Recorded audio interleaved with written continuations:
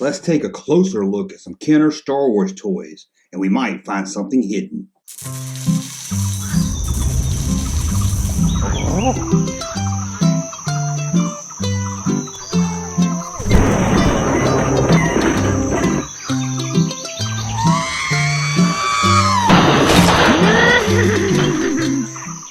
Welcome back to the Junkman Room, everybody. It's me, the Junkman, coming back at you with a whole new video. What are we going to tell you about today? Well, we're going to look at a closer look at some Star Wars toys to find hidden messages. That's right. Now, a lot of you have seen my video, 10 Things You Didn't Know About Kenner Toys, and we discussed these here, but I wanted to do a video separate because I think it's very cool and go into more detail. Before we get started with that, as always, you want to support this channel, head over to Patreon. Links right up there or down the bottom of the description. Or if you want to support this channel another way, head over to that Junkman.com and buy some cool t-shirts. We got Eckers, we got Zayers, and we got KB, and a lot of other toys over at that site, that Junkman.com. Go there, click on the t-shirt link. A lot of cool t-shirts. Now let's get started. Let's talk about hidden things within the Kenner Star Wars toys. Now I looked around to find hidden things in non-Star Wars toys, but I didn't really find it. But when it comes to Kenner, a lot of these same designers worked on other toys, and I'm sure other toy designers did too, where they try to sneak in their name. So if you know any that I'm not going to talk about here, whether it be Star Wars or not, please let me know in the comments below. I love stuff like this. So let's get started. First up, let's look at the Y-Wing. Did you know the designer snuck her name into the Y-Wing? Well, not to a ship itself, but she was able to put her name onto a sticker to make it look like part of the Y-Wing engine. Let's look at the sticker sheet. At first, the sticker sheet just looks normal. You don't see anything at all.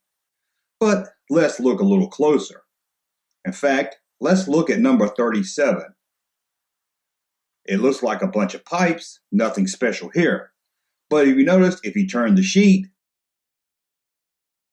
you will clearly see the first name of one of the designers, Jan. Sure, Jan. Now that you see it, you can't unsee it. So every time you look at a Y-Wing, you'll be looking for the name Jan. Now let's go back to 1978 when Kenner toy designer Stephen Hodges was working on one of the new aliens for the second series of Star Wars toys. One of the aliens needed a belt buckle, but Lucasfilm only sent over reference photos that showed from the waist up. What was the designer going to do? He knew the alien needed a belt, but what kind of belt buckle do you give an alien out in space? Stephen was thinking over the idea, and he looked into his wallet. There he found a business card that he made when he was a freelancer in art school, picking up a little extra work. On this business card was a design that he made that he always liked. So he thought, let's put that onto a belt buckle. It kind of had a space-themed look to it. So he went back to work at Kenner and designed a belt buckle with this logo, believing that Lucasfilm probably would never approve it, but he would go ahead and stick it on just so he would have something to move to the next level. He reportedly forgot all about this until months later when he saw a production of the figure at Kenner wearing the belt buckle he designed. What figure was this? Well, the infamous blue Snaggletooth. Not only was it approved by Lucasfilm, but apparently they liked it so much they kept it for the smaller, common release red Snaggletooth. Not only that, they actually worked it into the Star Wars Holiday Special. The Snaggletooth scene in that special, that's the one the action figure is based on. I don't care what you say. The action figure is based on an alien from the Holiday Special, not some humpback scene in the background of A New Hope. The alien in the Holiday Special is seen in his red jumpsuit and wearing a belt with the logo. Most people will see this and think that's where Kenner got the design for the belt. But if you look at the blueprints of when work started on the blue Snaggletooth, you see it started in early 1978. While work on the Holiday Special didn't start until May of 1978. So apparently Lucasfilm liked the logo so much on the belt buckle, they worked it into the costume of the Snaggletooth. There was another designer working at Kenner that was really famous around Kenner's headquarters of trying to sneak stuff into toys. In fact, he got caught a couple of times. One of these times was trying to put his own face into a toy. Apparently, the designer tried to sketch his own face into the tree of the Dagobah playset. However, the Kenner higher-ups saw this and removed it from the final release. But don't worry, he was able to sneak a few things past Kenner. It's been long rumored that his initials appear on the tail of a tauntaun. Now I've looked over this tauntaun very, very detailed. I spent more time looking at a Tauntaun's ass than probably anyone ever should. And I couldn't find no initials. Now, my Tauntaun is a closed belly Tauntaun made in 1979, released in 1980, so maybe the initials was added to the open belly Tauntaun, which I do not have, but I could find no photos, only people talking about how they couldn't find the initials either. I even used this magnifying thing that hooks to my son's telephone to get an up-close look at the Tauntaun, and all I saw was more Tauntaun ass. So I don't think there's any initials on the Tauntaun's tail, at least on the closed belly edition. If you have an open belly and good eyes and don't mind looking at a Tauntaun's ass, maybe you can find his initials. Now that I've said ass about 3 times, I will not make any money off this video. Thank you, YouTube. But the designer did get some stuff past Kenner. 2 things actually, and it wasn't his name. Hidden in the swamp of the Dagobah playset, forever scratched in plastic, is the name of the designer's daughter, Emily. If you look very close over the brown, swampy plastic, you'll notice it's very detailed. There's sticks, there's leaves, there's turtles, there's snakes, there's lizards. Even on a tree trunk, there's a spoon and a bowl.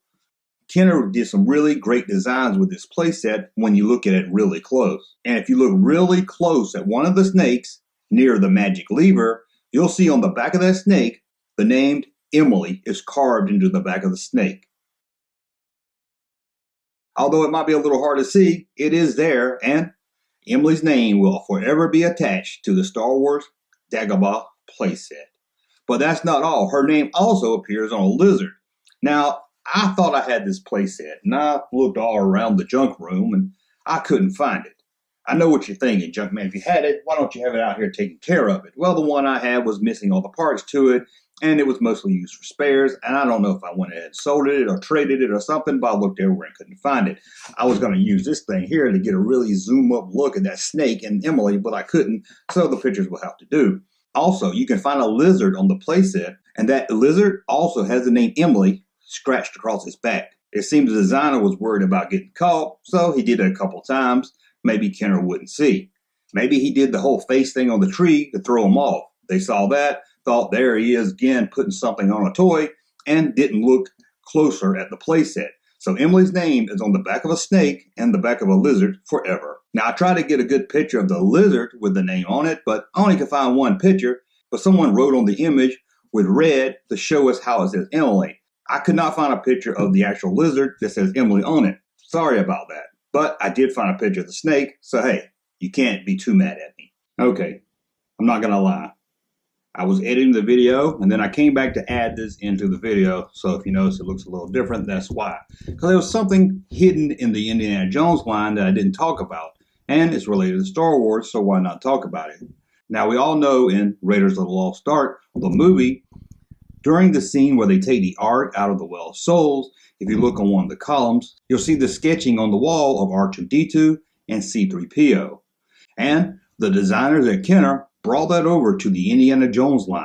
In their Well of Souls playset, the case that sits on top of the Ark, if you look really close at it, you can see the drawings of C-3PO and R2-D2, much like in the film.